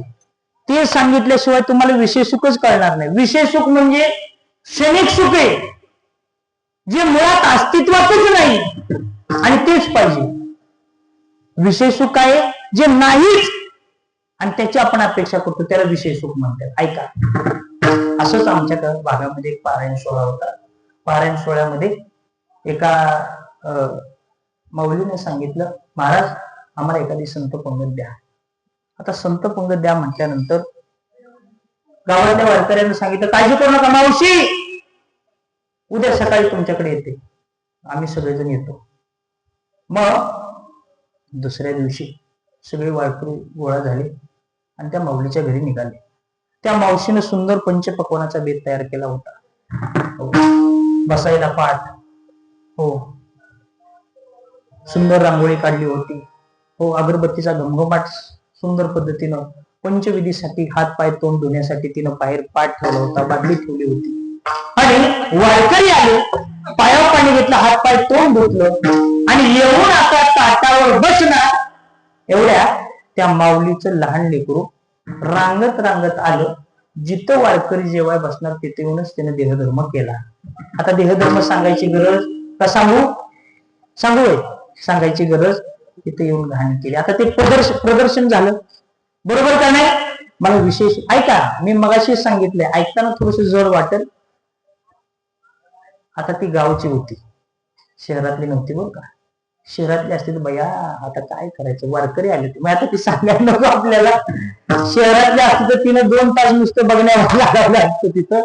आणि मग काय करायचं, ती पटकन गेली, घरामध्ये असणारी पाटी घेतली आणि त्याच्यावर झाकून ठेवली. वारकरी आले, पाटावर बसले, सुंदर पद्धतीने बेत झाला. वारकरी जेवून तृप्त झाले, तृप्तीचा ढेकर वारकऱ्यांनी दिला.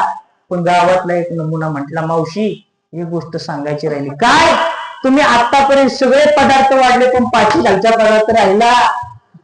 त्या मावशीनं सांगितलं, पाठी खाली काय आहे तुला माहिती, गप खान जा. आता मला सांगा, पाठी म्हणजे माझं सांगणं जे नाही त्याची अपेक्षा करणं म्हणजेच विषय चुकतो. आणि या विषयामध्ये जे जे अडकले त्यांना मारावं लागलं. 1 नंबरला भुंगा, 2 नंबरला मासा, 3 नंबरला हरिण, 4 नंबरला माणूस. आपण आता 4च सांगू. ऐका, भुंगा कसा विषयात अडकतो, परिमळाची धार, स्वर धरा स्वर,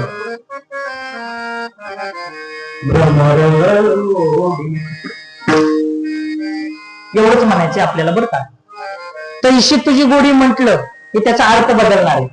आपल्याला फक्त आता बघा गुज सांगतो, गुज. ऐक आता मजेदार महाराज चालते ना, किती मिनिटं घेऊ सांगा? नाही तुम्ही सांगा, तसं काय नाही. महाराज मयूर महाराज, कृष्णा महाराज, निखिल महाराज, काय करायचं सांगा, चालू द्या. ठीक आहे, चला विठ्ठल.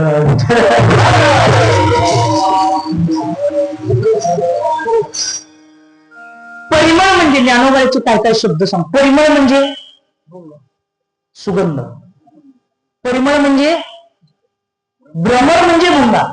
ज्ञानोबाचे काय काय शब्द सांगतो बरं का, खूप आनंद आहे. तुम्ही आता पसायदान म्हणता, पसायदानामध्ये एक ओवी आली, चला कल्पतरूची आरव. आरव म्हणजे आता काय काय पोरांची नाव आरव ठेवलीत. आरव म्हणजे माहितीये का तुम्हाला काय आहे का नाही? कोणाच्या नातवाचं मुलाचं नाव आरव कोणाचे आहे? हात वर करा, घाबरू नका. कोण कारण मी त्याचा हे बघा, पोरांची नावं ठेवताना त्याचा अर्थ नीट बघत जावा. पपी, पिंट्या, बबली अशी नावं ठेवू नका. हो, काय सांगा तिकडं. आता ते नाही मी तसली सांगत, असले दृष्टांत येत नाही मला.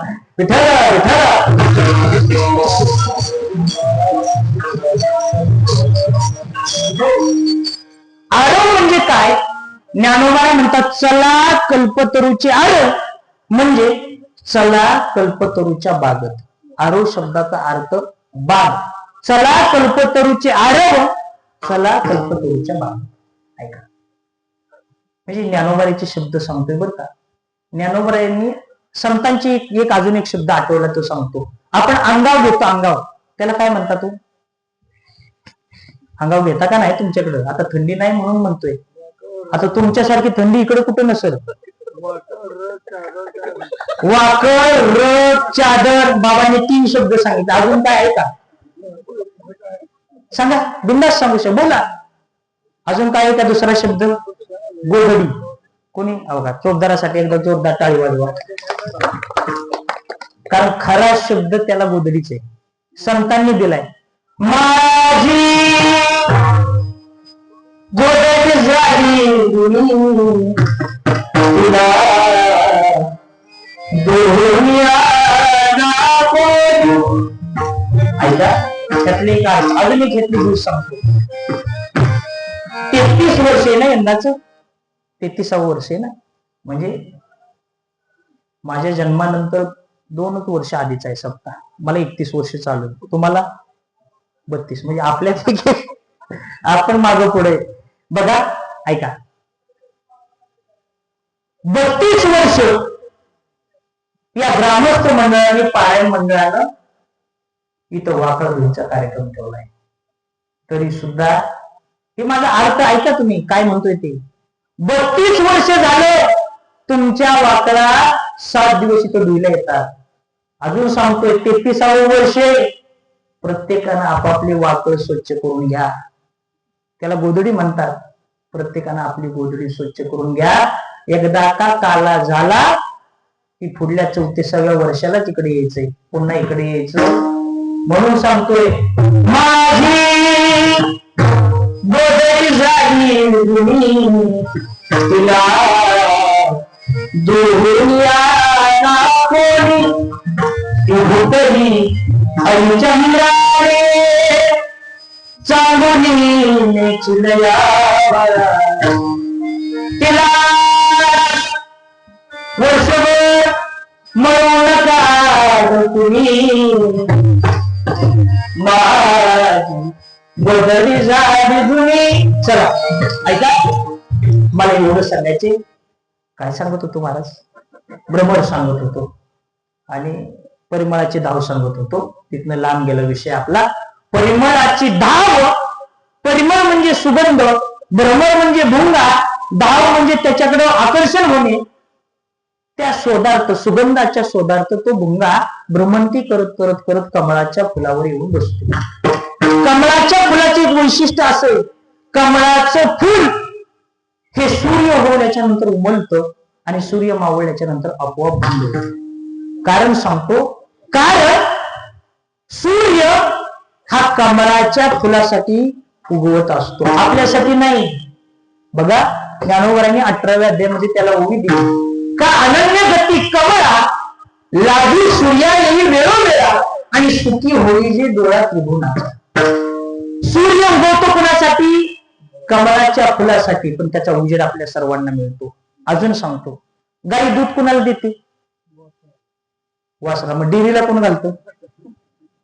खरे का नाही?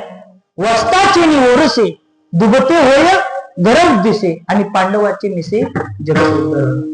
बघा कुरुक्षेत्रामध्ये गीता कोणाला सांगितली? एकट्या अर्जुनाला. अर्जुनाचे व्याजे गीता प्रकाशनी श्रीराजे आणि संसारा एवढे थोर ओझे फेडले जगात. जर अर्जुनाला कुरुक्षेत्रामध्ये गीता सांगितली नसती तर आज ज्ञानेश्वरीचं पारायण गावात झालं असतं का? नसतं. म्हणजे सूर्य उगवतो कमळाच्या फुलासाठी, त्याचा फायदा होतो आपल्या सर्वांसाठी. गाई दूध देते वासरासाठी, त्याचा फायदा होतो आपल्या सर्वांसाठी. गीता एकट्या अर्जुनासाठी सांगितली पण त्याचा फायदा आपल्या सर्वांसाठी झाला. ऐका, चला विषयाकडे चलूया आपण. आता जास्त गुरफटत बसायचं नाही, एवढं सांगायचंय. मग तो भुंगा भ्रमंती करत कमळाच्या फुलावर बसतो. सूर्य उगवल्यानंतर ते कमळाचं फुल उमलतं, भुंगा त्याच्यामध्ये जातो, मकरंद सेवन करतो. आता त्या भुंग्याला माहिती नसतं, घरी बायका पोर आपली वाट बघत्यात, आता घरी जावं. हो काय काय भुंग नको सांगायला ते. बघा तू काय काय भुंग जर गेलं ना कररला, तुमच्यातलं नाही काय सांगायला बरं का, मला तिथलं काय नाही सांगू. चैतन्य महाराज म्हणतील बाबा गावातलं काय सांगू नका. हो बघा तुम्ही, भुंग्याला माहिती नसतं आपली बायका पुरं घरी वाट बघत्या. भुंगा एवढा मकरंद सेवन करण्यात दंग झालेला असतो. हो काय काय भुंग लेजिम खेळतच घरी येतात. हो एक जण गटरात पडलं, गटरात असतात डुकर. बायको ते म्हणते होय ग, रोज तू विनी घालते, आज का केस मोकळ सोडले? अरे त्याची शिफ्टी ती, त्याला कळतच नाही बायको एका डुकर आहे. एवढं ती बेभान होतं. जाऊ द्या तिकडं. ऐका, म्हणून म्हटलं मी तुमचा वेळ घेऊ का, ते असे विषय माझे फुटत जातात येतं. मग सूर्य मावळ्याच्या नंतर फुल आपोआप बंद होणार. त्या भुंग्याला माहिती नसतं फुल बंद झालं. सांगा मला, त्या फुलाला कुरतडण्यासाठी त्याला सेकंद सुद्धा लागला सागाचं लाकूड असू द्या, बाबळीचं असू द्या, शिसमचं असू द्या, कसलंही लाकूड असू द्या, तो भुंगा त्याच्यातून भुसा बाहेर काढतो.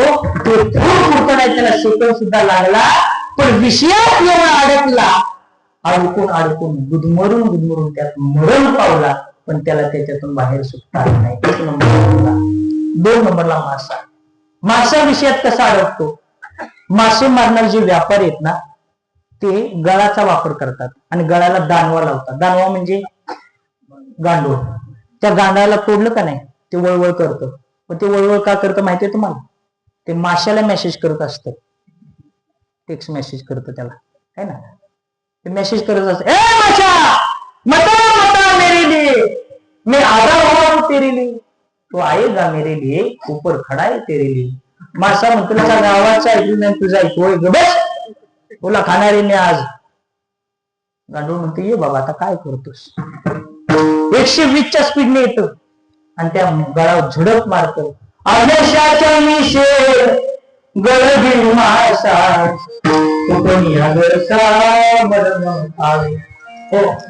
कुरंग, पतंग, मील, आता ते बरेच प्रकार त्याच्यात अनुभवाने सांगितलेले आहेत. हरिण विषयात कसं बोलतो बघा, तो मासा त्या गळामध्ये अडकतो, मरण पावतो विषयात बोलून. 1 नंबरला भुंगा, 2 नंबरला मासा आणि 3 नंबरला हरिण. बिन नावाचं वाद्य शिकार वर्ग वाजवतो. त्या नादाला ते भुलतं आणि त्या पारद्याच्या शिकाऱ्याच्या समोर येऊन बसतं. भात्यातून बाण काढतो शिकारी, त्याच्यावर नेम धरतो, त्याला मारतो. मरता मरता ते हरिण म्हणतं, क्या देखत है पारदी पुरा लगाए घाव, जब तक सास है तब तक बीन बजाव. एवढा त्याला नाद. विषय ओढी भुलले जीव, हे सांगतोय मी. विषय सुख हे क्षणिक सुख आहे, तात्पुरतं सुख आहे. जे जे विषयात अडकले त्यांना मरावं लागले. 1 नंबरला भुंगा, मासा, हरिण. 4 नंबरला माणूस. माणसाला जर विषयातून बाहेर यायचं असेल तर त्याला शारंगणाशिवाय पर्याय नाही. विषय सुख कसं आहे माहिती का? खेळातल्या भावला भावलीसारखे, हो, भातुकलीच्या खेळासारखं आहे, हो, बेगडाच्या भावलीसारखं आहे. माहितीये? भातुकलीच्या खेळामध्ये राजा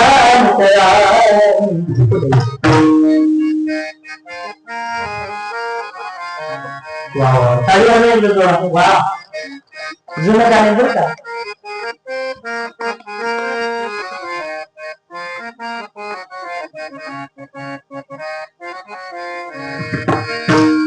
भातुकलीच्या खेळामध्ये राजांनी अर्ध्यावरती डाव मोगला, अधुरी एक कहाणी. जुनं गाणे बरं का. मला हे गाणं आवडतं. अशी लई गाणी आहेत माझ्याकडे. वासुदेवाचे ऐकावं जगात नाही दाम करिता मोगरा, दाम करिता पैशाची दुनिया नाही, ताना पोलाला त्या भावे. थोडा नंतर द्यायच्या, आज नाही केलं. एक 10 मिनिटं द्या मला, पुन्हा गरम करा.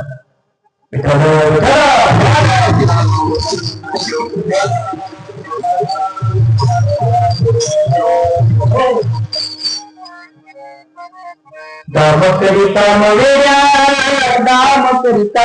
जगाला पैसा शिकवणार गाणं. शराला दाहुण्याला पाय, विवळा श्रावण माय. जुन्या लोकांच्या ही बघा, 15 रुपये ज्यांच्या डोक्यात त्यांच्या कविता सांगतोय काय. आनाळी पाणी कासावर झाले धरणी, तो परत दिसे तो तुमचा शर आला. कसा पुरात तुम्ही बसला, शराला तो दाहुण्याला पाय, विवळला श्रावण माय. जुन्या कविता सांगतो बरं का, आताच्या नाही. पापाला टापा, जे आणलं त्याला टापाला पाहिजे धरून. त्या कविता आहेत. पप्पा सांगा कुणाचे, पप्पा माझ्या मुलीचे, मम्मी सांगा कुणाची, मम्मी माझ्या पप्पाची, लेकरं कुण्या भोकाची. त्या असल्या कविता अहो काय कविता पाहिजे, चांगलं चांगलं वाङ्मय, संत वाङ्मय पोरांना पाहिजे. ऐका, चांगलं ज्ञान पाहिजे पोरांना, हे कायच्या काय नाही पाहिजे. छत्रपती शिवाजी महाराजांचे विचार, धर्मवीर संभाजीराजांचे हो विचार आपल्या महाराष्ट्राला पाहिजे. संतांचं वाङ्मय पद्यमध्ये एवढंच वाङ्मय, संतांचे विचार मुलांच्या अभ्यासक्रमाला पाहिजे. ज्ञानोबराची ओवी पाहिजे, तुकोबरांचे अभंग पाहिजे, जनाबाई महाराजांच्या ओव्या पाहिजेत. हे कशासाठी सांगतो? संत वाङ्मय ज्या दिवशी आपण मुलांच्या अभ्यासक्रमामध्ये आणू त्या दिवशी खरं पडते परिवर्तन झाल्याशिवाय राहणार नाही. कारण देव देश धर्मापायी प्राण घेतलं हाती, शुभमी सरदार आम्हाला काय कुणाची भीती. अरे बाबा, चांगले विचार, चांगले आचार आपल्याकडे पाहिजेत, नाही तर अवघड आहे. चला, माझा विषय खूप लांबत गेला, मी 5 मिनिटात कीर्तन सोडणार आहे. महाराज म्हणतात विषय सुख कसं आहे, क्षणिक सुख आहे, कसं बेगडाच्या बाहुलीसारखं आहे, खेळण्यातल्या बाहुला बाहुलीसारखं. एका मुलीनं भातुकलीचा खेळ चालू आहे आणि खेळता खेळता एका मुलीनं बाहुला आणि बाहुलीचं लग्न लावलं. त्यांचा संसार सुरू झाला. तेवढ्यात तिच्या आईनं हाक मारली, ताई घरात आलीस का? ती घाबरली. लागलेल्या बाहुला बाहुलीला तिनं उचलून कोपऱ्यात टाकलं. खेळ संपला. किती मिनिटासाठी त्यांचा संसार आहे? तसं विषय सुख आहे. विषयाची संसुख बेगडाची बाहुली, आभराची सावली जाईल. आभ्र म्हणजे ढग, ढगाची सावली किती वेळ असते? 5 मिनिटं असते. वाऱ्याची झुळूसारखी पुन्हा गुणामध्ये जावं लागतं. तसं विषयाची संसुख बेगडाची बाहुली, आभराची सावली जाईल. कौलाचे मैबाप कौलाचे गणपुत्र पाहता पाहिले स्वप्नीचे स्वप्न किती जरी पाहिलं, एका भिकारीने स्वप्नामध्ये राजा झालेलं पाहिलं, पण तो राजा झोपलाय तोवरच एकदा का स्वप्नातून जागा झाला त्याला 4 गर्दी मागावी लागते, मग त्याचा उदरनिर्वाह होतो. ज्ञानोबरानंतर ज्ञानदेवपणे पाहता पाहिले कौलाचे मैबाप कौलाचे गणपुत्र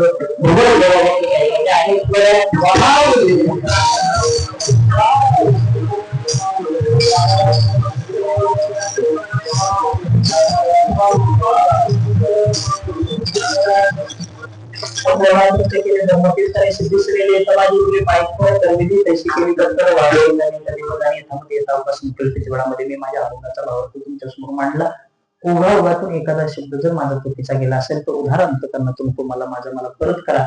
जे काय होतं ते माझ्या श्री गुरूंच्या सेवेतील आईवडिलांच्या कृपेनं आणि तुमच्या सर्वांच्या आशीर्वादानं जे सांगितलं हो असो. पुन्हा एकदा ग्रामस्थ मंडळ रामवाडी पारायण मंडळ आयोजक संयोजक पारायणाचे व्यासपीठ चालक किशन महाराज असतील, माऊलीच्या गावातून आलेले आमचे कृष्णा महाराज, मयूर महाराज असतील, निखिल महाराज इथं आहेत, ज्यांच्या माध्यमातून या ठिकाणी येण्याचा योग आला ते माझे परम मित्र हरिभक्त पारायण, महाराष्ट्रातले एक गोड कीर्तनकार, आपल्या गावचं नाव ज्यांनी संपूर्ण महाराष्ट्रभर केलं ते चैतन्य महाराज पाडवळे असतील. महाराजांच्यामुळे या ठिकाणी येण्याचा योग आला. महाराजांचं दर्शन घेतो. चोपदार महाराज, काय नाव तुमचं? राजकुमार, आडनाव सनस. तुमचंच नाव माझ्या लक्षात नाही गेलं बघा. आहे ना पार्थ पण इकडे तिकडं. पार्थ कटाळा आलाय का? छान आहेस तू, दिसतोयस आज. पार्थ विनेला विनेकरी म्हणून पार्थ इकडं. गोडे महाराजांची सुंदर साऊंड सिस्टीम आहे. त्यांच्या चरणी पार्टे महाराज, पार्टे महाराजांची या ठिकाणी सुंदर साऊंड सिस्टीम आहे. पेटीवाले, काय बाबा आपलं नाव? शिंगटे गुरुजी, मरड्याचे. मरडे का? वा वा, छान. इथं आलेले सर्व मंडळी, माग आमचे परम मित्र मनोज महाराज पुजारी यांचे वडील आदरणीय आमचे रवींद्र पुजारी काका या ठिकाणी आलेले आहेत. जुने माणसं आहेत ही आपल्या भागातली, ज्यांनी हा भागातला परमार्थ जिवंत ठेवला, अशी मंडळी आहेत. असो, पुन्हा एकदा ग्रामस्थ मंडळ रामवाडी जवळजवळ 76 वर्ष रामोत्सव तुमच्या गावामध्ये सुरू आहे आणि पारायण सोहळ्याला या वर्षीचं 33वे वर्ष. असा हा लावण्यपूर्ण उपक्रम आपल्या गावामध्ये अनेक वर्षापासून आहे. पांडुरंगाच्या चरणी एवढीच प्रार्थना करी हा पारायण सोहळा तोपर्यंत चंद्र सुरू आहे तोपर्यंत असा अविरतपणे सुरू राहावा. जाता जाता सर्वांना सांगतो, वाईट खाऊ नका, वाईट पिऊ नका, सर्वांनी व्यवस्थित राहा, कुणी कुणाशी वैर करू नका, भांडू नका. माझ्या भावा बहिणीनो रावणाचा वैर धरून कुणाशी राग मानून कुणाचा नाती रक्ताची असून सोड भाग नाते तरी माणसाच्या पोटातली दया माया जाब कोणास मी द्यावा किती किती मरणाचा माझ्या भावा बहिणीने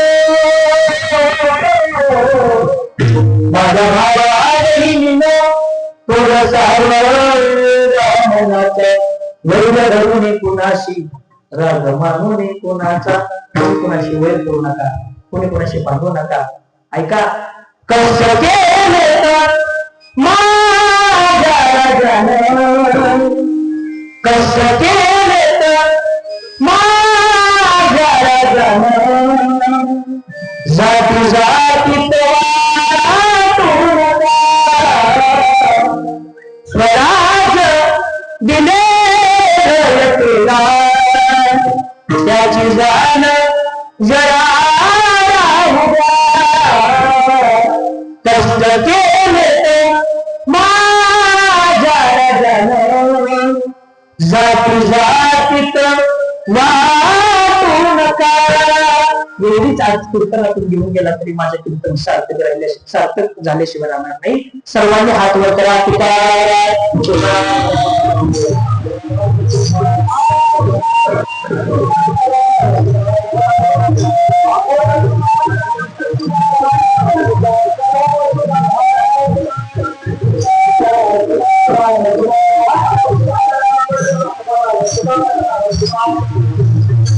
पहिले म्हणा